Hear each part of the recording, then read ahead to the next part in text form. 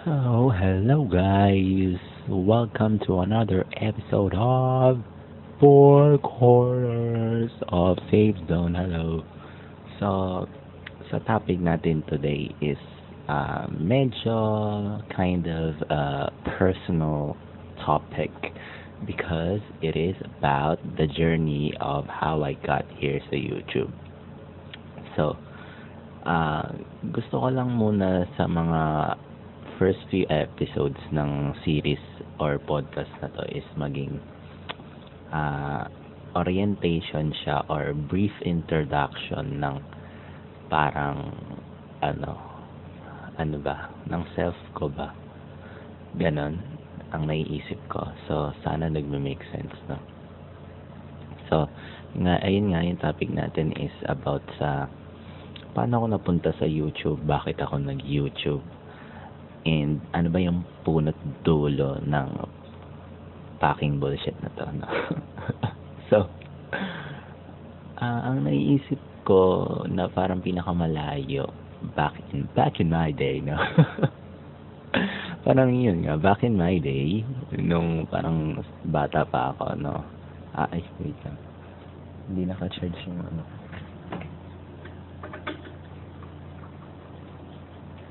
Ayan, hindi naka-charge yung ilaw ko, malalobat. So, yun, back in my day is, as a kid naman, di ba, lahat naman tayo is merong parang face na gustong nanonood lagi ng YouTube, ganun. And, syempre dati, sobrang sikat ng YouTube, no? And yung mga creators dun from back, like, 2010s to 2010s hanggang 2019 siguro yung peak ng YouTube, no? And sobrang daming nanonood nung mga panahon na yon. Nung wala pa yung TikTok, yung YouTube talaga yung number one platform for videos. So, as a bata, syempre, gusto mo ng entertainment, gusto mo lagi parang ano ka, may ginagawa, pinapanood, ganyan. My sister introduced me to Segawan Bros. You know, si PewDiePie, ayun nga, inintroduce niya ako doon kasi sabi niya nakakatawa daw, yung mga gameplays daw, maganda, ganyan. And, yung, parang yung, ano na yun, yung time na yun, parang nung inintroduce niya sa akin yun, syempre, bata ka, madali ka ma-entertain. Syempre, na-entertain din ako and, parang halos araw-araw ko na nga yata siya pinapanood nung dati. Yung na-discover ko yung channel niya, parang na siya marami na siyang videos noon, 1,000 videos na siya noon. Pero siguro 6 million subscribers pa lang si PewDiePie yata nung mga panahon na yun. So very nostalgic. So isa yun si PewDiePie sa pinakamalaking dahilan kung bakit ako naging parang naging pangarap ko maging YouTuber, no? And parang siya talaga yung hindi parang siya talaga yun, yung parang pinaka naging root ng lahat nito kung bakit ganito humor ko, ganyan. Kasi dati grabe talaga yung mga mura-mura niya nun sa mga videos niya. Gagi, ginagaya ko yun ng bata ko. Pati yung sana wag naman to ma-cancel yung video na sa YouTube. Yung ginagaya niya si Hitler, yung mga niya, yung Deutschland, ganyan. Ginagaya ko yun dati. Pati yung mga mura talaga, gaya ko yun. Tas yun, simula nun, tawag doon, simula nung nakilala ko talaga si PewDiePie, parang nag-grasp ko yung theme ng gaming ba, kung paano nag-work or paano yung way of editing, no, yung flow ng video. So mamaya ay kukwento ko pa yung mga tungkol doon. So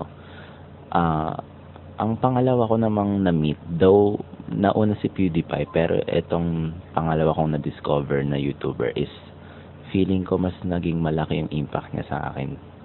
And siya si at yung YouTuber na yun is si Cory X Kenshin, the Shogun himself. So, tanda ko yung very first video na napanood ko kay Cory, yung Mortal Kombat na gameplay. Pero di ko na alam pala kung anong specific. Pero basta Mortal Kombat yun. Tas 136 subscribers na siya noon. Oh, very OG rin ako, kala niya. So, parang na-came across ko lang yung channel yan nung dati, nung bago ako pumasok nung grade 6 yata or 5. Basta ganong grade ako nun. Nahanap ko lang yung video niya nun nung parang naghahanap ako ng video habang kumakain ng tanghalian bago ako pumasok sa school. So, nakita ko yung Mortal Kombat niya. Tas, yun, na-addict na rin talaga ako. Tas, syempre, yung way ng personality ni Cory sa videos niya. Syempre, di ba, napansin niyo naman, hindi siya nagmumura, sobrang family friendly, ganyan. So, parang dun ko nakuha naman yung face na nawala na yung palamurang self ko nung bata ako kasi nga kay PewDiePie yung nangyari. Tsaka sa flip top yata. Hindi yata na ako yun. Tapos yun, nung dumating si Cory, hindi na rin ako nagmura, diba? Kasi yung mga sinasabi niya lang pag nagmumura siya, what a freak, diba? Napapagano na lang rin ako kapag magmumura ako, or pag Tagalog naman yung mura ko, hindi na ako magmumura entirely. Parang sasabi ko, diba, dapat imbis na puta, sabihin ko, ay putik, gano'n, bait, diba? So, yun, yung isa rin yun si Cory talaga sa pinakamalaking impact sa buhay ko. And nasasabi kong mas parang malaki yung influensya niya kaysa kay PewDiePie kasi yung personality niya talaga nakakadala talaga. Like, oo, nakakadala yung kay PewDiePie, pero kasi yung kay Cory nakakadala in a good way talaga. And simula nung parang dati pa naman gaming na siya eh. Hanggang ngayon gaming pa rin siya. Si PewDiePie kasi parang yung content niya, di ba? Nagbago-bago, naging gaming, naging meme reviews, ganyan. Hanggang ngayon naman family vlogs na siya kasi may anak na siya. So, si Cory nag-stick siya sa formula niya ng gaming, which I love very much simula nung bata ako. And ayun nga rin, yung talagang nakikita ko dun kasi as a bata, yung entertaining talaga siya panoorin. And lagi kong ina-ask, ba't ako na-entertain panoorin yun? So, lagi yun may tanong sa isip ko, ba't ako na-entertain panoorin tong ganito? Yun. Then, ayun, fast forward, nagka-pandemic. Nagka-pandemic na nun. So, tawag dun, as a bata kasi and teenager, mahilig ako dati mag-drawing, ganun. So, ang parang nagkikilibangan ko talaga is art na yun. Yung art na yun, mag-drawing, ganyan. Though hindi ako magaling kasi mag-drawing, realistically speaking, hindi talaga kasi ako magaling mag-drawing. So, though marunong ako, oo, pero parang for me, hindi ko na-reach yung parang peak or prime ko as a artist na magaling drawing. Hindi ko talaga, kasi yung drawing skills ko lang parang alam mo yung parang cartoonish style, not really yung realistic, yung may pa shade di ako marunong nun eh. So nung pandemic, yung pagdodrawing yung naging libangan ko. Nagpabili pa nga ako kay mama ng ng graphic tablet, yung para makapag-drawing ako sa computer, na binili niya rin nung pandemic. And binili niya na ako ng computer nun kasi pandemic, online class, kailangan ko ng computer. So yun, tawag doon, naging libangan ko yung pagdodrawing, ganyan. Pero kasi hindi rin nagtagal yun, parang nanawa rin ako. So fast forward ulit, wait, bago natin ikwento yung nanawa ako dun sa pag-drawing, meron ko pa kasi akong pala maikakwento dun na relevant sa topic na to. So yun nga, mahilig ako mag-drawing, ganyan. Parang nung pandemic, napag-focusan ko ng mas maigi yung digital na pagdodrawing imbes na sa may traditional. Para kasing pag digital, mas nadadalian ako, ganun. Kasi pag traditional, di ba, kapag nagkamali ka, wala namang undo dun eh. Tsaka mas gamay ko talaga yung digital. Parang sa utak ko kasi merong nahi-hit siyang spot. Alam mo yun, pag nagdo-drawing ako ng digital, ang satisfying niya. Unlike sa traditional, oo, oo, nung mga, ano, back in the days na wala akong, device, traditional ako mag-drawing, pero di rin talaga ako magaling. Pero, yung nagka-digital, di rin naman ako magaling, pero nag-enjoy ako. Mas na-enjoy ko yung digital. So, nakagawa naman ako ng mga parang satisfied ako na mga outputs. Pero, kung titignan ko ngayon, hindi talaga siya maganda eh. Tapos yun nga, na humaling ako sa pagdodrawing, ganyan. And, mahilig rin ako manood ng cartoons and anime. So, na-curious ako paano mag-animation. And, as a, grade 11 student or senior high, ayun yung kinuha kong strand, ICT, tas may animation doon. Though, di naman ako natuto dahil sa school ko. So, nag-self-study lang ako. So, may mga ilang animations ako na nagawa na before ako nag-senior high. Nagawa ko siya nung early. Ano ba? Fourth year ako naging batak mag-animation eh. May mga animation ako na ginawa sa ginawa ko lang sa Flip-a-Clip. Yun sa phone na na application, and yung gamit ko pa nun gagi, sobrang lumang tablet na Samsung, yung Samsung Galaxy na ano nga version yun, basta hindi ko na maalala basta malaki yung screen niya, pero hindi siya ganun kaganda yung specs talaga, yung lumang luma na, actually hindi talaga maganda yung specs niya kasi luma na siya, pero it works pa rin kahit na luma siya, kasi yung wait lang, may nag-iingay sa taas guys.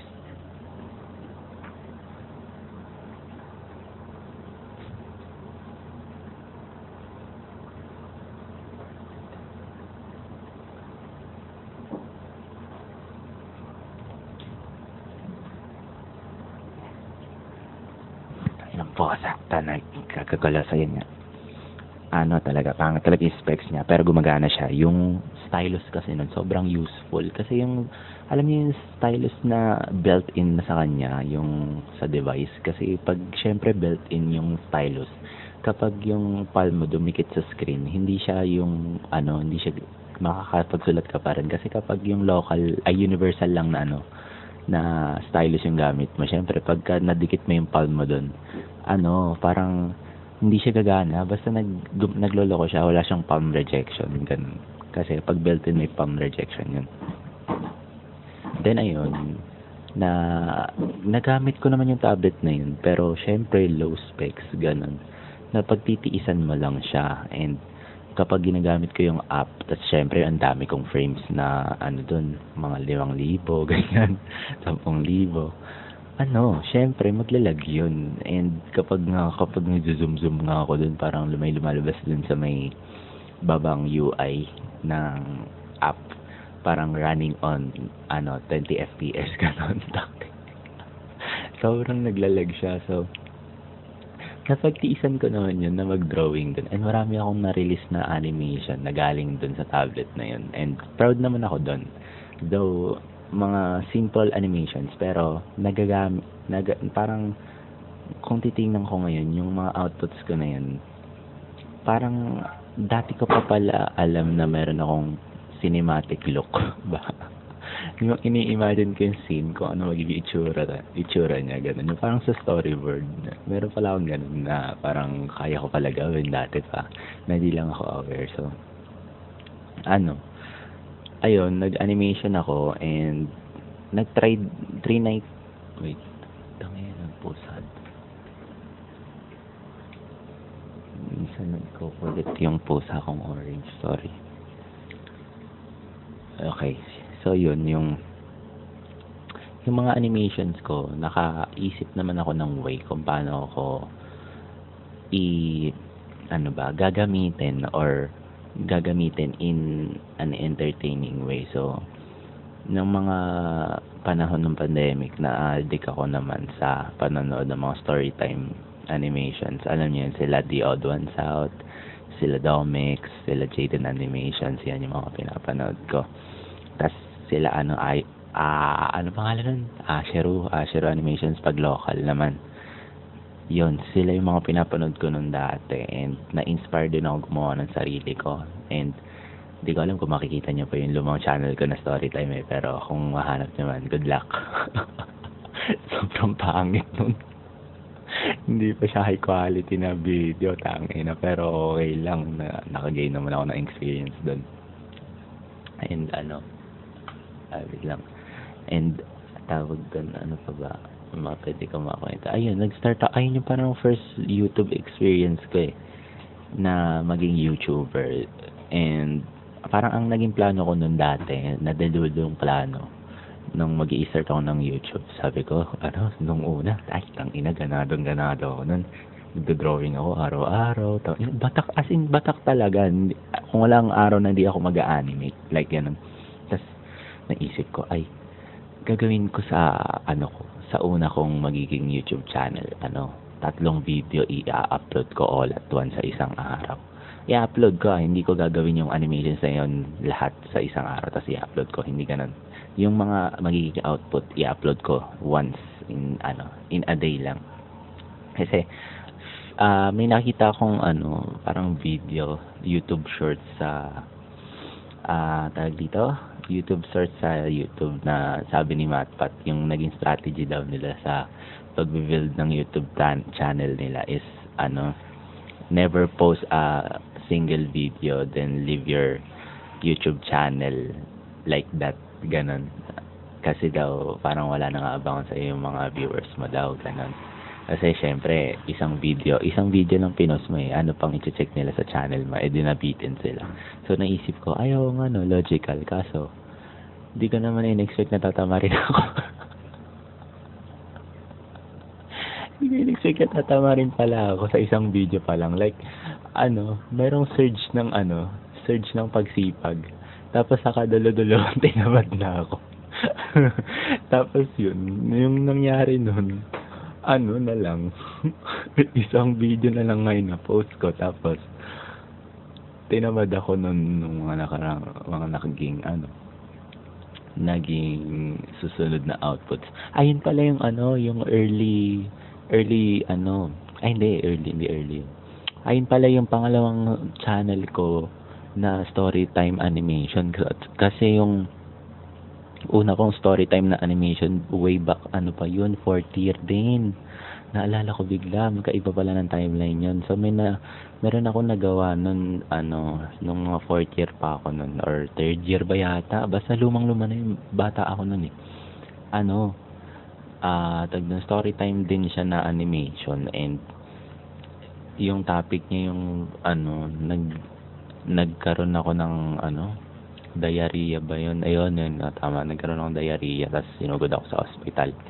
And doon lang nag-revolve yung story nun. And yung way talaga nung pagkaka-narrate ko doon, tayo nakakadiri Naalala ko yung cringiness nung video na yun. Buti na lang ko na yun. Yung naka-unlisted. In-unlisted ko yun. Buti na lang, wala nang hahanap nun. Naka 200 views ako doon Gagi.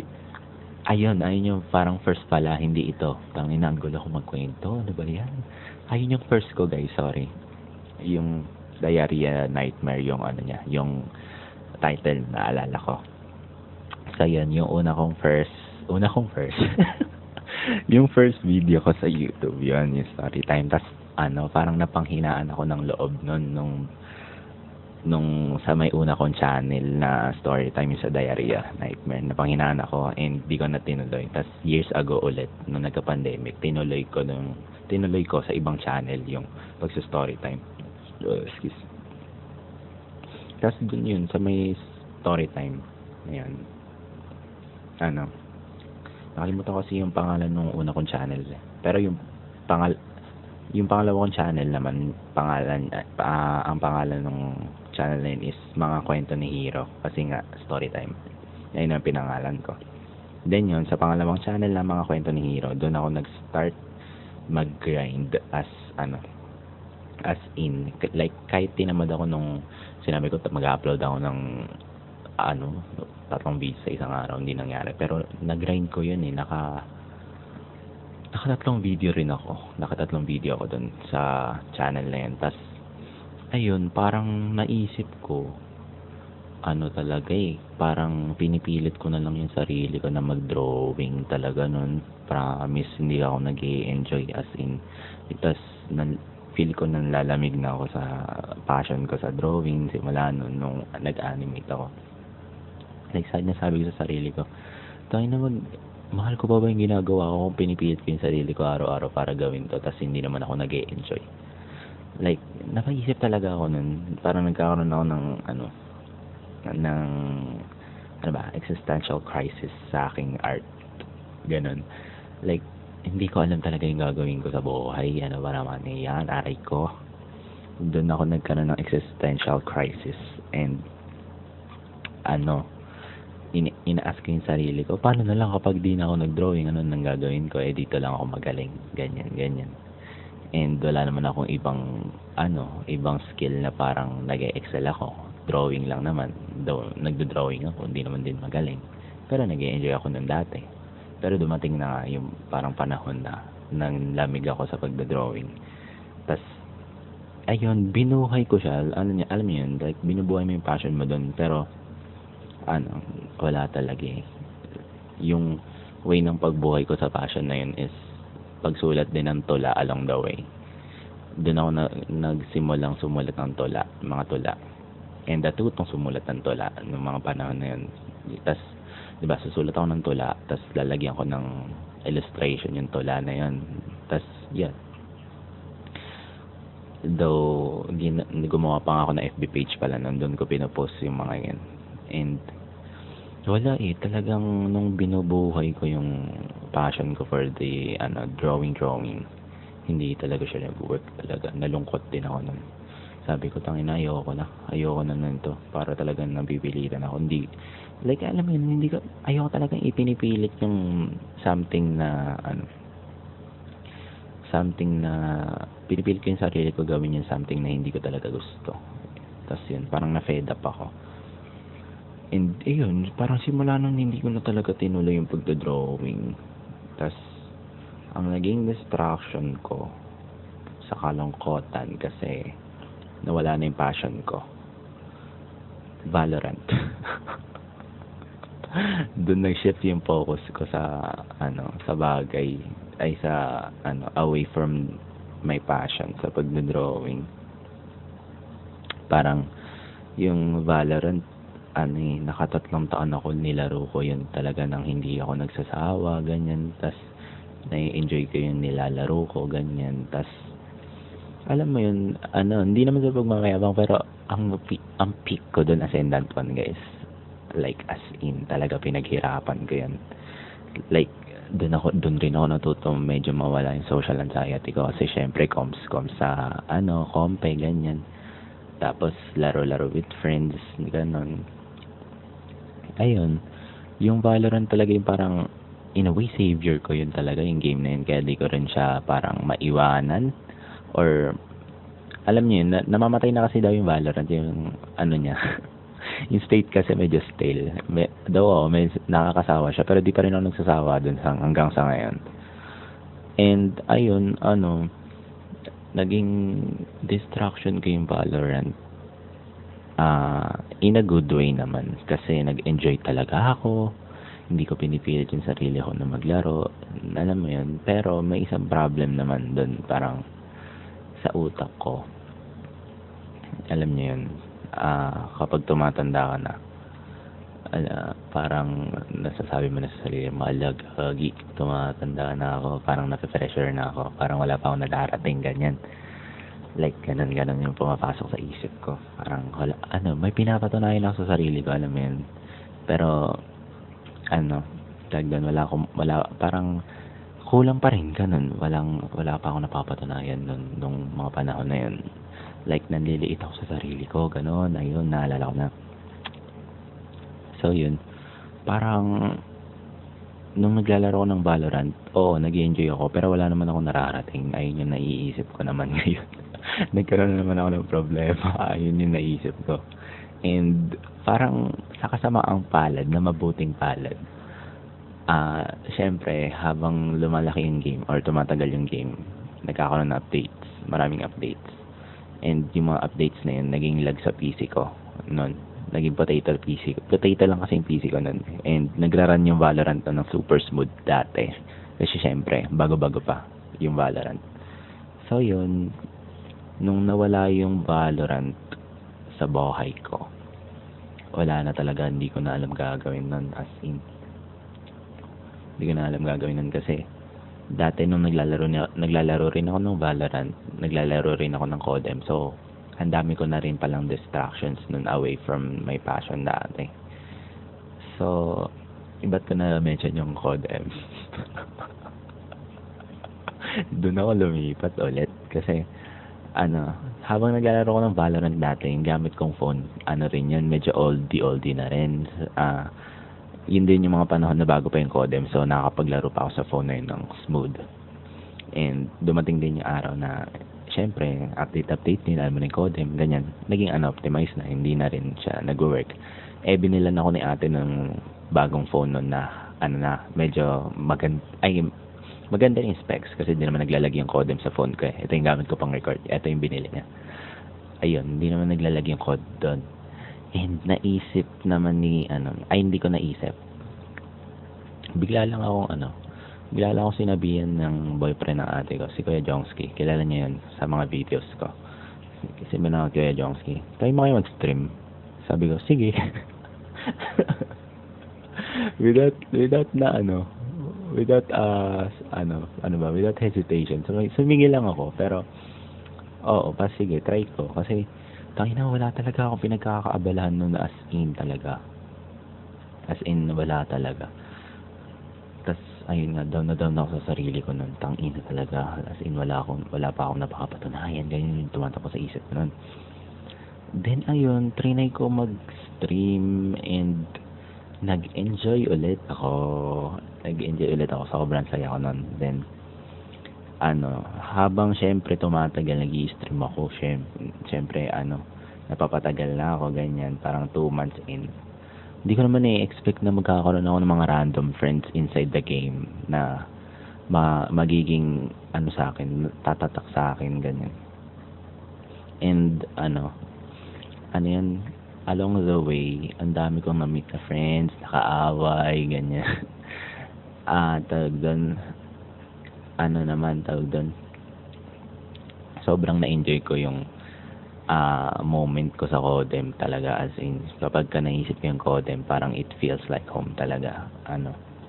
Yung mga na-meet ko na friends along the way doon, sila Seiya, sila Kitty, sila Yuna, sila talaga yung pinaka-solid and hindi problematic na kaibigan. Sila talaga yun, as in. Kasi yung mga iba kong na-meet doon, nung before sila, gago, sobrang nun talaga. Mga masasama ugali ng mga yun. Pero, before sila Seiya, Kitty, Yuna naman, may mga na-meet din akong friends na super solid, pero rin sila kasi, parang mas maaga silang nag-quit. Kasi alam niyo naman, hindi naman nila buhay ang CODM, meron din silang buhay sa labas, so hindi ko na rin sila nakakalaro. Tas yung tatlo na yun, yung talagang mainly nakakalaro ko talaga dati, as in consistently. Tas ayun, parang hindi naman pumasok sa isip ko dati na parang hindi pumasok sa isip ko dati na gawa ng videos na funny moments. Kasi nung mga kabago-bago ng Facebook page ko dati, nag-stream ako doon. Ayun pala, hindi ko nasama yung streaming platform ko. Sa Facebook ko nag-stream nun. Hindi ko in-expect na gagawa ko ng mga videos na mga funny. Kasi ang una kong nasa isip na gagawin kong content is mga kill highlights lang, which is so boring, di ba? Kasi tapos nun, kailangan mo kasi ng sobrang gandang tukap para mag-work yung content mo kung gusto mo mag-kill highlights.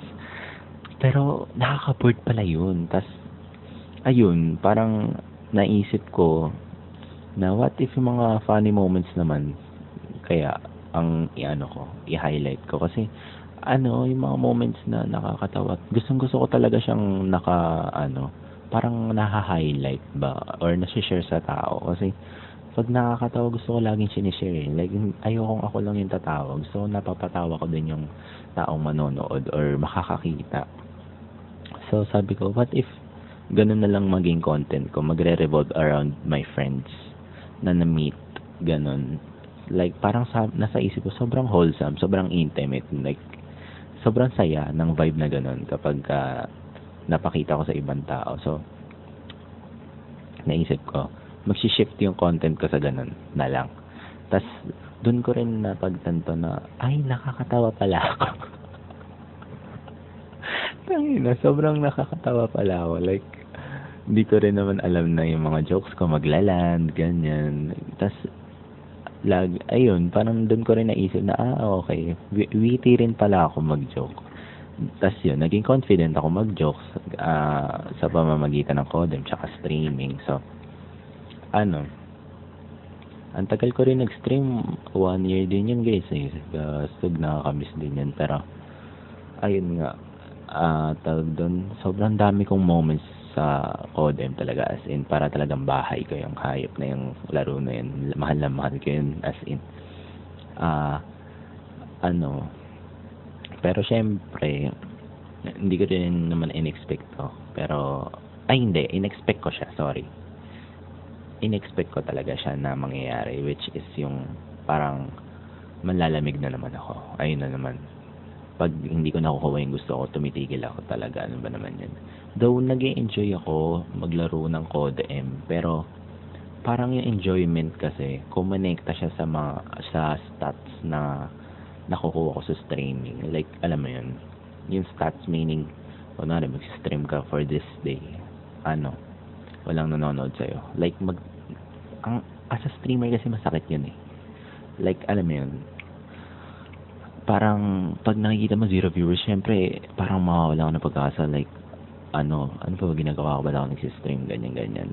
Though, on some occasions, sobrang daming nanonood sa akin. Pero, syempre, mas marami, on some occasions, maraming nanonood sa akin. Pero, karamihan ng mga araw talaga sobrang tumal. Like, as in, sobra. Halos walang nanonood sa'yo. Kahit 2 viewers lang or 3 viewers lang, masaya na ako sa ganun. Pero, sa parang araw-araw, onti lang talaga yung nanonood or madalas 0 talaga. Although naging strategic naman ako sa ganun. Minsan hapon ako maglalaro or mag-stream. Tas start lagi ng stream ko 8:30 ganyan. Maaga pa 'yan, 'di ba? 'Yun, 8:30 hanggang midnight ganun. Ayan. Though talaga nakakuha ko ng mga support sa community ng Codem. Like, sobrang solid talaga nila, and from the bottom of my heart, I thank all of you talaga sa lahat ng mga na-meet ko na good friends, ganyan. I thank you talaga, promise, as in talagang binuo niyo yung pagiging Codem streamer ko talaga, as in. Ayoko umiyak, putang ina. Pero namimiss ko rin talaga sila kalaro. Tawag doon. So yun, pag syempre makikita mo na parang ang sobrang low ng stats ng Facebook page mo kada araw. Like, nagpo-post rin naman ako ng mga clips nga, di ba? Sinabi ko sa inyo, nagpost ako mga videos, mga reels, na funny moments. Hindi siya ganun talaga nagpe-perform talaga sa YouTube. And parang isa yon sa mga naging dahilan kung bakit ako nanlamig as a streamer and sa Codem. Ayun yung parang naging downfall ko noon. Lagi akong nakatingin sa numbers. Hindi ako tumitingin sa parang enjoyment nun. Parang gusto ko may nakukuha din ako. In short, naging greedy ako. Ganun. Tinignan ko yung gusto ko magkaroon ng pera. Hindi yung mag-enjoy ako. Sa sobrang gusto kong may mapatunayan sa sarili ko. Ayun, kinain ako ng parang basta fucking shit. Kinain ako nun. And ayun, parang pagkatapos nung year na yun, nung 1 year na yun, nanlamig na ako. Hindi na ako nagpost sa page. And parang inabandon ako na siya. inumpisan ako ng abandonahin siya. And yun, nagkaroon na naman ako ng existential crisis, yada. And ayun nga, may pinapatunayan ako sa sarili ko na hindi ko mapatunayan, and doon ako nalulungkot dati. And alam niyo yun, yung tawag doon, alam niyo yun, yung tawag doon, sobrang gusto ko may mapatunayan sa sarili ko, nag-decide ako na magtrabaho as a freelance video editor. Yun na. So, yung 1 year ng pagiging content creator ko, sobrang dami kong natutunan about sa video editing, as in. Doon talaga nagsimula yun. Kaya thankful din ako sa Diyos na dinala niya ako sa streaming, as in. Tapos, kasabay ng streaming ko, meron kaming filming subject sa school. And then, doon din lumabas yung pagiging halimaw mag-edit. Halimaw! Tas ayun, sa streaming ko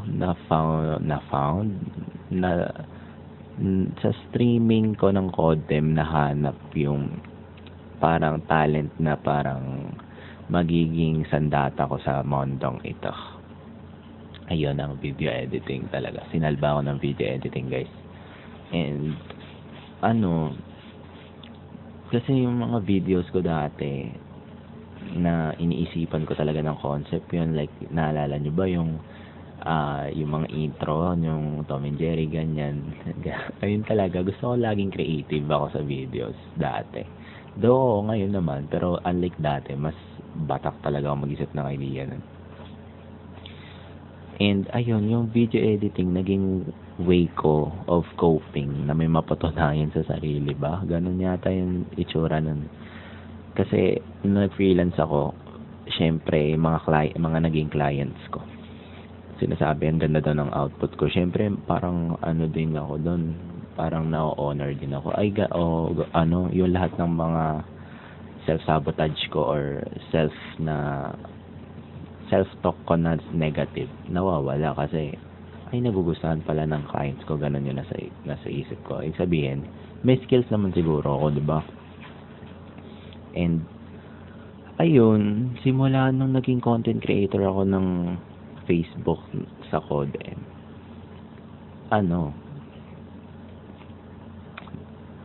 naisip ko, bakit hindi ko ibalik yung dati kong pangarap na maging YouTuber simula nung bata ako?